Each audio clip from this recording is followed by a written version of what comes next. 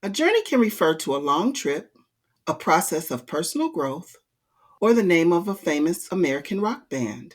In the case of kidney disease, it can refer to 40 plus years of managing lifestyle and nutrition. I knew for 40 years before that I had kidney disease, but I was an executive in corporate America. And I wasn't telling anybody that I had kidney disease because I knew that that would be career limiting. That's Director of Communications and Patient Engagement at the Mount Sinai Center for Kidney Disease Innovation, Glenda Roberts. I'm Monica Fox, Vice President of Government Relations and External Affairs for the National Kidney Foundation of Illinois, and your host for this edition of The Journey Continues. This time, I'm excited to talk to Glenda about her journey and the impactful work that she's doing to ensure that patients have a voice in important research. Hi, Glenda. Thanks for joining me today. Hi, Monica. Thanks for the opportunity. Glenda, can you share your personal journey with kidney disease and what motivated you to transition from being a patient to an advocate? I was diagnosed with kidney disease when I was 21 years old. I was just out of college.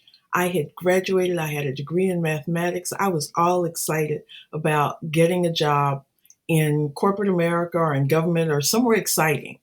And I had two job offers, and I accepted the job from Shell Oil Company. And just before I was about to start, they said, you need to complete a physical. And I said, no problem. I did the physical, and then I got a call from Shell saying they wouldn't be able to hire me because I was sick. And of course, I said, I'm not sick because I had already turned down the other job. I said, I'm not sick. And they said, you have too much protein in your urine. So that means that you have kidney disease.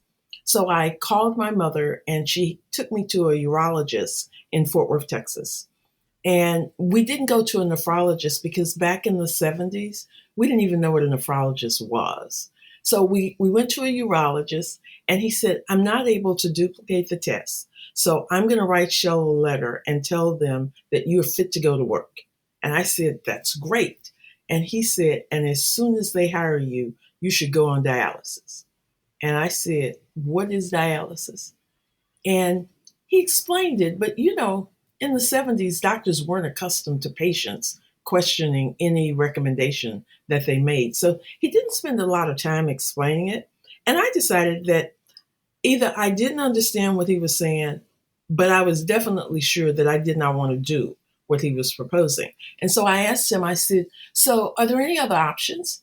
And he said, in a sort of offhanded way, well, you can try diet and exercise, but most people can't do it. I said, why don't we go with that first? And by the way, what kind of diet should I try? And he said, a good diet. And I said, what is a good diet? And again, he was just really kind of offhand. He said, you'll figure it out. So I figured if I have too much protein in my urine, it might be associated with the carnivore diet that I pursued. Because, I'm in Texas and cattle is big in Texas. So Mm-hmm. the first thing I decided was, well, I'll eat less meat.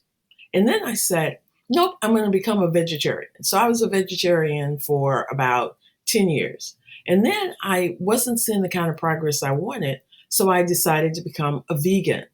And for the next 30 or so years, I was a vegan, and my kidney disease continued to progress, but it didn't progress at a rate that any other doctor suggested that I should start dialysis until January of 2010. I had just seen my nephrologist, and 2 weeks later, my husband took me to the hospital because they thought I had the flu or something because I had been laying on the couch for 4 days in the same clothes. And my son said to my husband, she's sick. She changes clothes 2 or 3 times a day, and she's been in those clothes for 4 days. And on this occasion, when the nephrologist came, he said, your disease has progressed to such an extent that we really have to go ahead and start dialysis. And that was how I began my journey on dialysis. But he had prepared me because he knew I was needle phobic. And he said, so insulin is not going to work for you. because you won't show up, you don't do needles. So we're going to make sure that you're prepared for peritoneal dialysis when the time comes. So when I crashed into dialysis, my husband said to the doctor that was there, look, she doesn't do needles. And if you let her go without like preparing her for dialysis now, she is not coming back. And he said, well, I've never prepared somebody for peritoneal dialysis. I know how to prepare you for hemo. He said, my partner does that and he's not in the office now. And my husband said, you should call him and see if you can figure out how to do that. So he actually did. I was the first patient that he ever for peritoneal dialysis.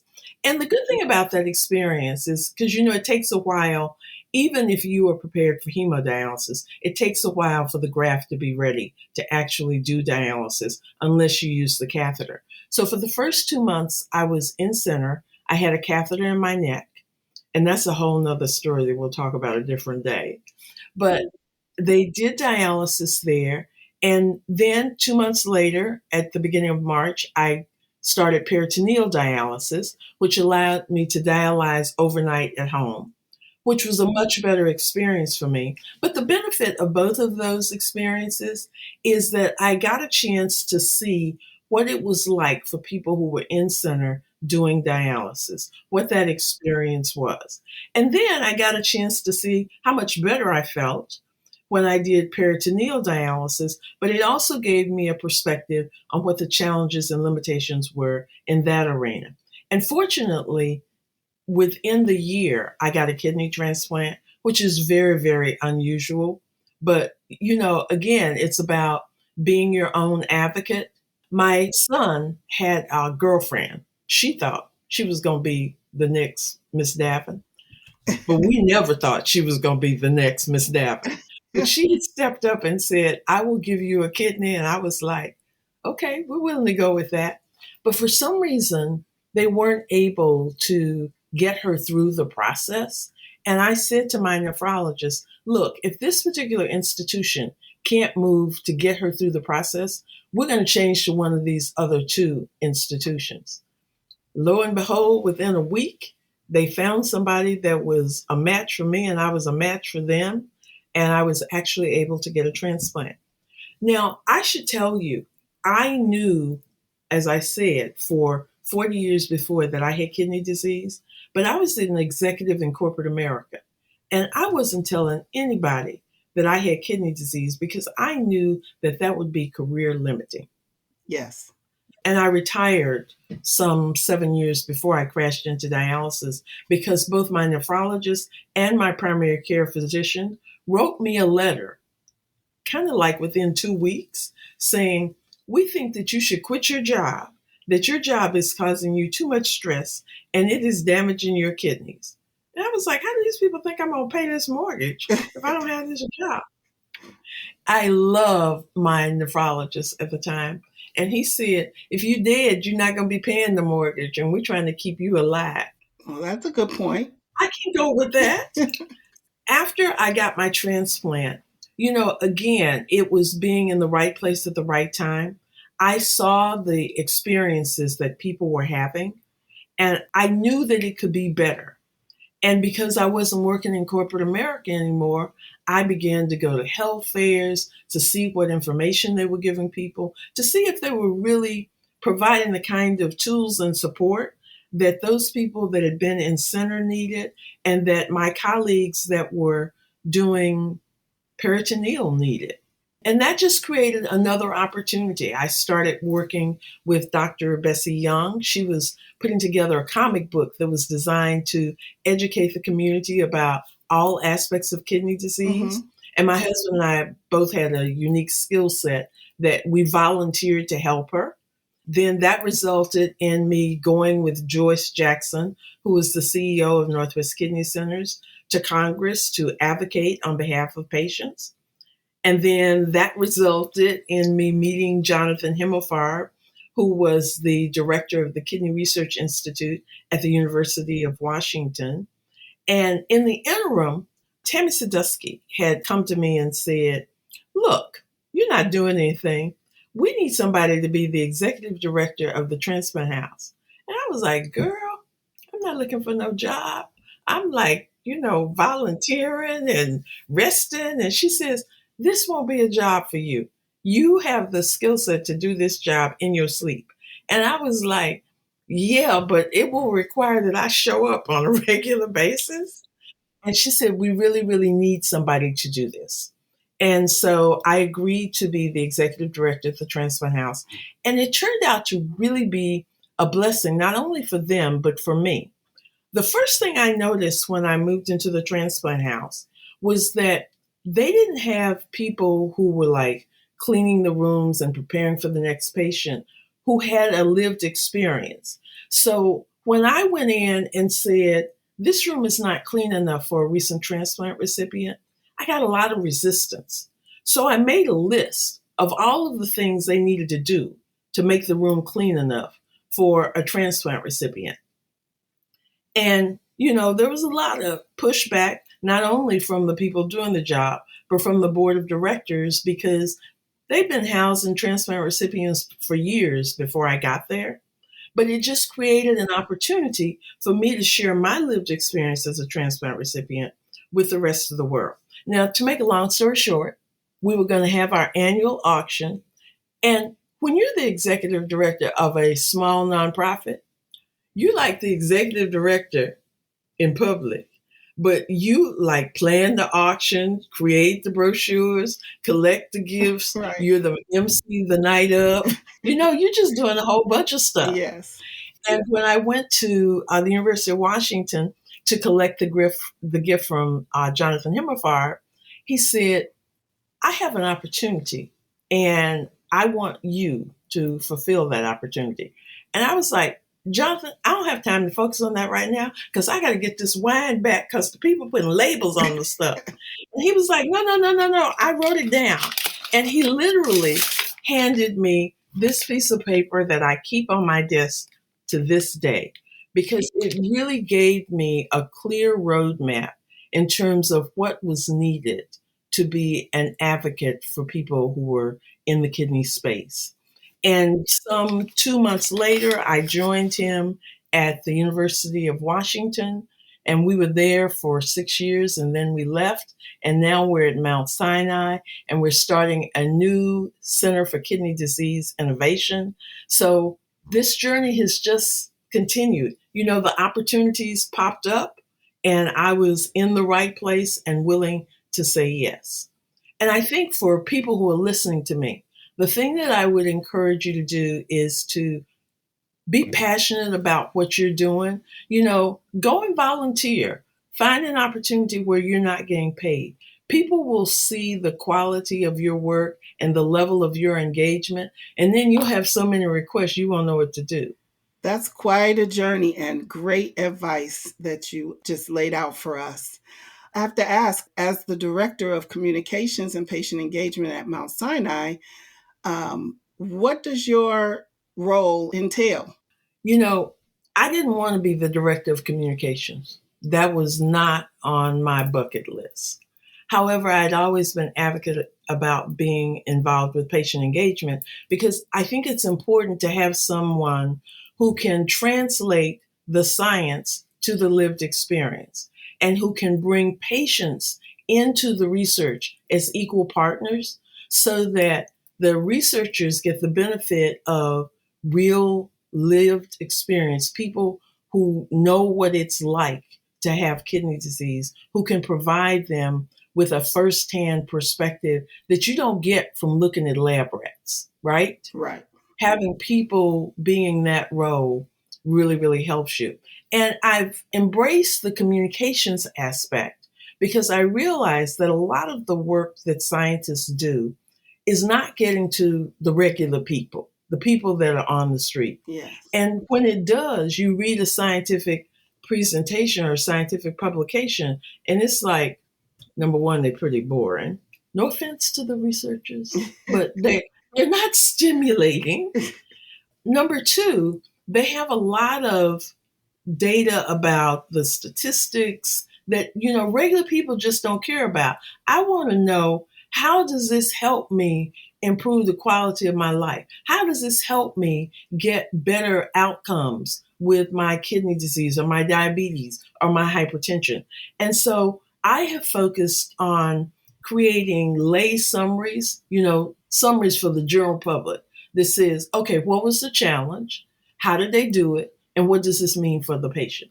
Because that's really what regular people want to know about. Well, that's great work that you're doing and very much needed. How do you ensure that patients' perspectives and voices are effectively integrated into kidney disease research and innovation? That is a good question, and it's one that has not always been the case. As you know, it has historically been the case where scientists have worked on patients, not with patients. Even now, a lot of scientific studies have stakeholder boards where they invite people in to give their opinion, but they're not really involved in the research. And so, for every research project that I am involved with, I make sure that patients are actually on the committees, like going to the meetings, registering their opinion, raising questions about the approaches, suggesting what the question ought to be that we really ought to ask that aligns with patients' preferences and priorities. So we set up patient advisory boards. Those members serve not only on our advisory board or the community engagement committee, but they also go to committee meetings with the scientists. And we insist that the scientists explain the work they're doing in a way that everybody in the room can understand. Monica, you've been in meetings with me, and I'll say in a heartbeat, could somebody say that in English, please? Yes. And I really think it is important as a patient advocate is if you're in the room with someone and they're explaining somebody and they're using really scientific terms, sometimes I'll preface it and say, I really appreciate the effort that you're putting in to explain this for your colleagues, but I didn't understand a word of it. Could you translate that for me into something that I could explain to my grandmother? If you use the grandmother analogy, I think it really helps people understand that you're not demeaning their work, but I'm not an expert in this and neither is my grandmother. So could you break that down so we can all understand it? You have a long history, as you expressed, in corporate America. I know you worked in IT. How has your professional background influenced your approach to advocacy and patient engagement in healthcare? It's interesting. You know, it all turns out to be the same. I mean, the things that were important as a business executive in IT and the way you went about making decisions are the same ways that you go about making decisions in any organization. In this case, whereas historically I've always thought in terms of what does this mean for the customer? Well, in this case, the customer is the person living with kidney disease. So the question is the same. What are their wants and needs? And what do we need to do to address those wants and needs? The same question you ask or answer if you are looking in a corporate environment. Now, a lot of the science does involve the use of computers and information technology. And it is useful to have that background because when IT people come in and they start, throwing out terms and everybody in the room is glazing over, I can usually hang with the conversation and really push back and say, well, from a patient perspective, the reason that doesn't work is because we're concerned about the risk of data breaches. We're concerned about people having access to our data for the long term and it showing up in some other place. So I've been able to leverage the experience in corporate America into the kidney space because, it's the same job, it's just different customers. What are some of the major challenges you've encountered in your advocacy work, and how have you overcome them? When you are a patient advocate, you are generally trying to convince other stakeholders. You're trying to convince researchers, or you're trying to convince people in Congress, or you're trying to convince doctors that they should take into consideration patients' preferences, priorities, and desired outcomes. And if you're talking to doctors, what doctors want to do is they want to look at the lab reports. They want to see your numbers and see how your numbers are doing with kidney disease. And I think that's really important. But it's equally important that they take into consideration how we feel as patients, what benefits we're getting from the treatments and therapies. And sometimes it's challenging to get doctors to value the patient's desired outcomes, the patient's priorities. The same is true with research. I'm all about embedding patients on the research team. So Jonathan recommended to one of these other researchers that he should probably have me as a part of a new grant that he had gotten. He sent me an email, the researcher did, and said, well, we're going to want to have a patient advisory group. And when we get to the point that we're ready for that, we'll call you and let you know. I immediately sent him an email and said, I am so excited to be involved in your research. However, I will need to be involved from the very beginning because it is important for me to understand all aspects of the research and to make sure that the patient voice is integrated from the very beginning. And he was like, okay, well, I guess we're going to get you a letter of support out and get you included in the grant. I said, I think that's a good idea. Now, I have had great experience, candidly, with the people in Congress, especially as it relates to the House Kidney Caucus. My representative, Representative Del Bene, serves on that as a leader with Representative Bouchard. Now, that is a bipartisan effort. And I have to say, when we go to them and we talk about what our needs are and what bills we want them to advocate for, they are always supported. So I get less pushback from Congress than you might imagine, and more pushback from doctors and clinicians that are dealing on a day-to-day basis. But when you show them what the value is, and I think that's the important thing, you need to understand the wants, needs, and priorities of all of your stakeholders. So you need to understand what's important to the doctors. You need to understand what's important to the researchers and give them a solution that will allow them to address their needs, which makes them more likely to try and partner with you. I knew that that answer would be very good and entertaining because I know that you don't take no stuff.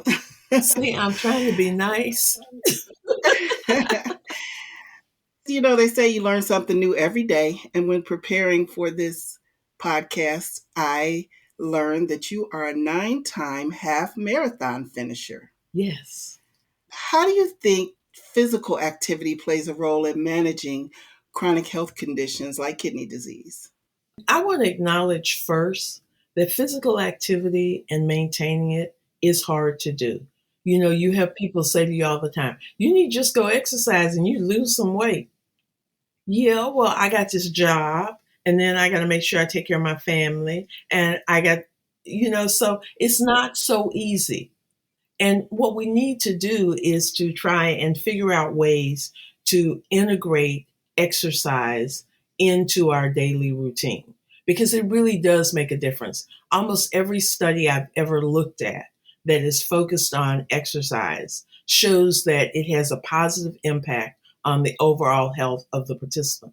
But finding time to do it and finding the energy to do it is really not always easy.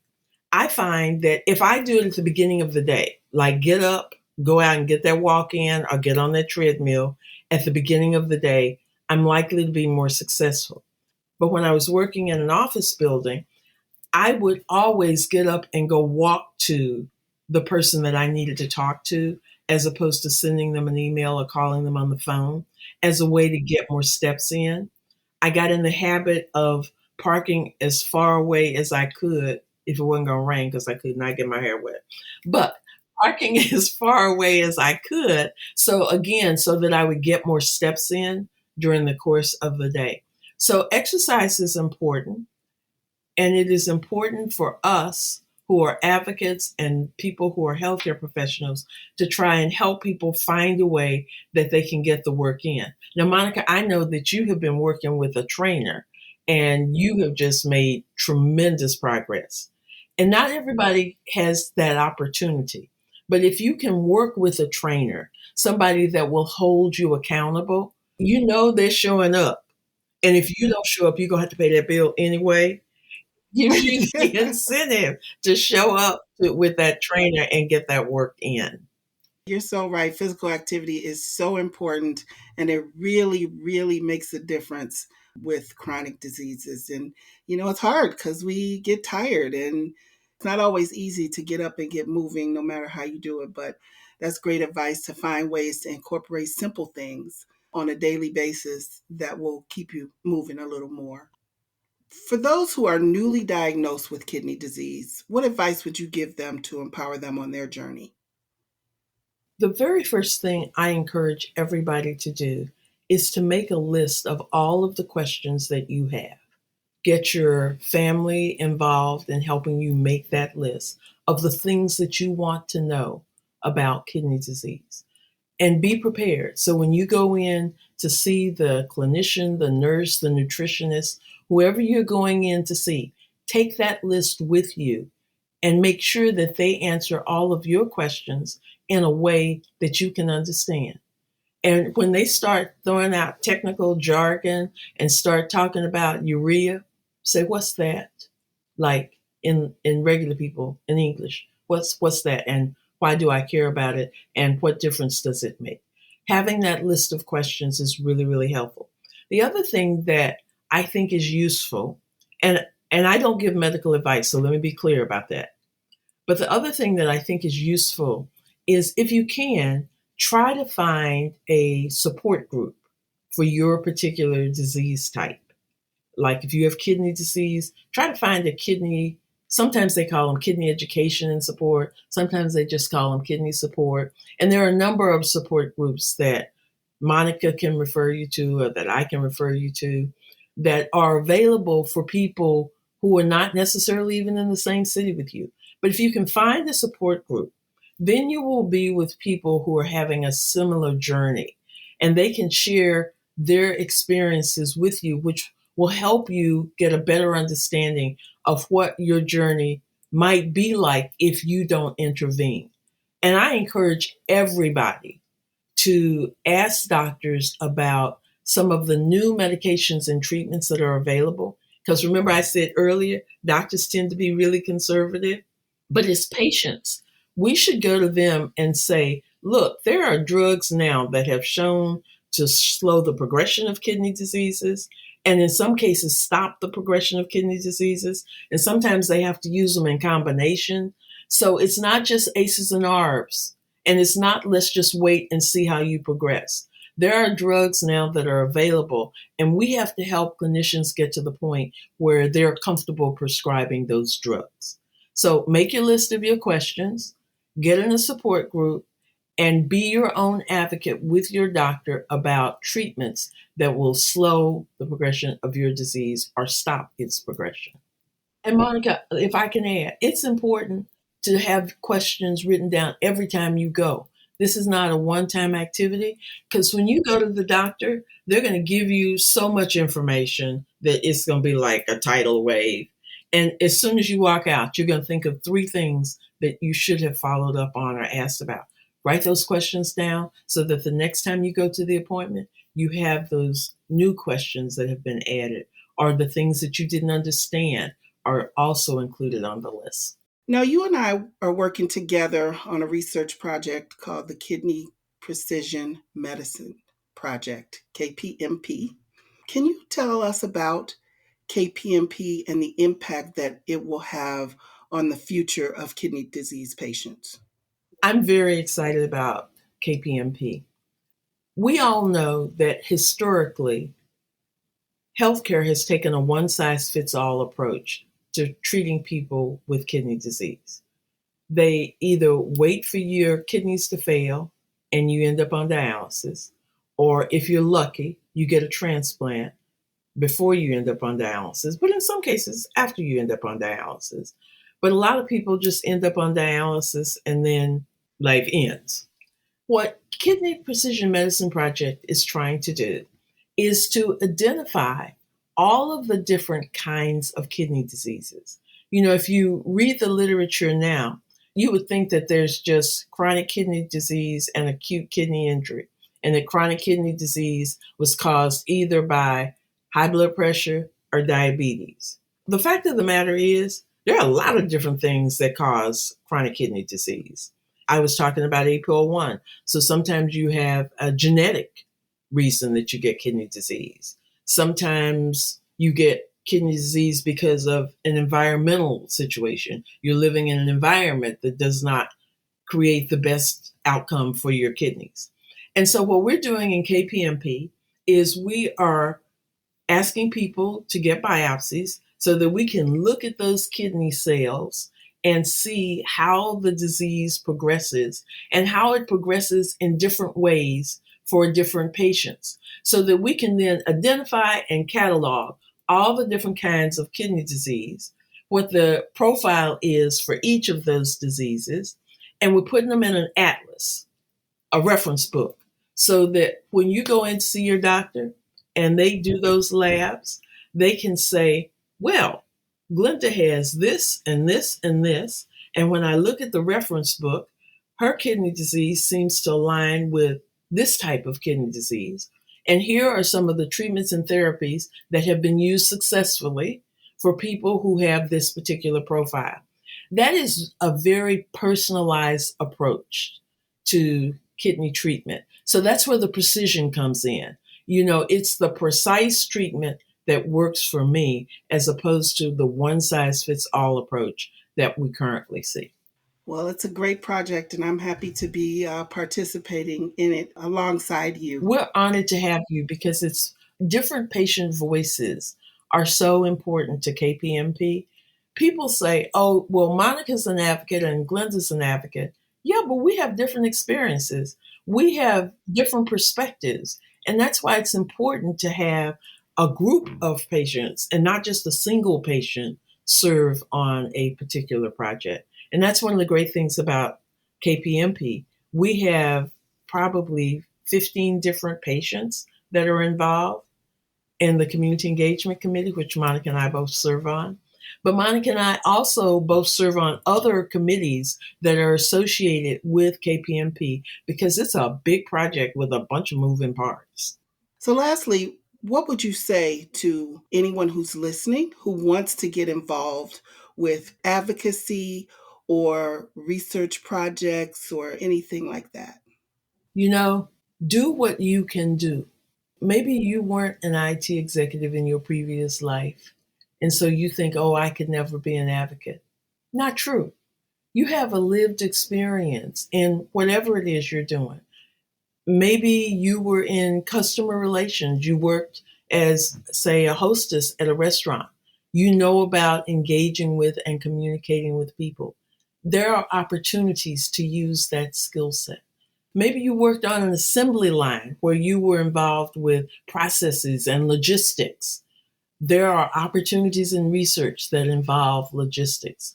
So whatever your lived experiences, and maybe you've never worked a day in your life outside of the home, but you've been a homemaker. So you've managed the family budget, you've managed people's lifestyles. That experience, again, is valuable. So I encourage anybody who is interested in being an advocate, if you can't find anybody else, reach out to me. I'll be more than happy to introduce you to opportunities that are available. Reach out to Monica. Monica knows lots of opportunities that are available. And you don't have to be the advocate that's on the stage giving huge presentations. You can be the advocate that is going to the dialysis center, preparing for the gala, stuffing the bags that they're going to be passing out at the annual party for the fundraisers. There are just lots of different ways that you can be involved as an advocate. And if that's something that you're interested in, even if you have limited mobility, even if you have other disabilities, there are always ways that we can work around whatever that challenge is and find an opportunity where you can contribute. And whatever your lived experience is, it's important. If you do nothing else but tell your story, that has a huge impact on researchers. There's this guy named Chris Anderson. He was one of the first researchers that I met when I joined KPMP. And the community engagement patient partners were getting together for lunch during our annual meeting. And Chris decided to come and join us because he wanted to just talk to more patients. And he said to us during that conversation, he said, after I've listened to your stories, I will never throw away another piece of biopsy tissue because I recognize how precious it is. Here's a case where we were doing nothing but telling the story of how we experienced kidney disease, and it had a huge impact on him. So my point is, there are lots of different ways that you can contribute and participate. And if that's something that you're interested in doing, then reach out to me, reach out to Monica. And I have lots of other people who are patient advocates that will be glad to help you and provide opportunities. That is really powerful advice and definitely a good note to end on. And I want to thank you for your time and for your precious jewels that you have dropped today during this podcast. Well, thank you so much, Monica. I have to tell you, I was really nervous about doing it because I didn't know what your questions were going to be, but I had faith that you would ask me the questions that you felt your audience needed to hear. So thank you for giving me this opportunity. Absolutely. Glenda is a national professional kidney and health equity advocate who ensures that the patient voice is heard on every platform that she serves. For more information about kidney disease, kidney transplants, and opportunities to advocate, visit nkfi.org. I'm Monica Fox, a kidney warrior, and this is The Journey Continues. Prevention is a key part of our mission at the Kidney Foundation. That's why at the end of each episode, we share a health tip. Here's today's health tip on maintaining your weight. Eating healthy, nutritional meals is good for everyone, especially if you have a family history of diabetes, high blood pressure, or other conditions associated with chronic kidney disease. When filling your plate, try to have 2/3 of it colorful fruits and vegetables. Fresh and frozen vegetables are preferable over canned due to added salts or sugars. If you only have access to canned fruits and veggies, be sure to rinse them before adding them to your plate. Prioritize lean proteins like poultry, fish, and beans over red meat or pork. And don't forget to check food labels. Sauces, dressings, and breads can be sneaky sources of extra salt and sugar. By keeping your weight under control, you can help your body prevent the development of diabetes, high blood pressure, and chronic kidney disease.